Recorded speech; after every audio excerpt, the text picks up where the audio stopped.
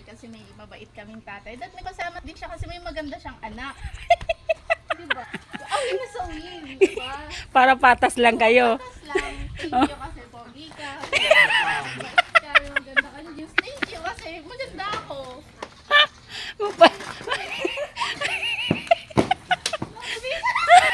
Magpasalamat ka daw.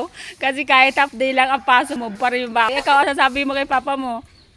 Thank you for that wonderful question. Thank you. That's all. Tapos magpapahatid ka pa. Vice versa, anak. Vice versa. Magpapasalamat din si mo kasi. Ganda ko. Diba?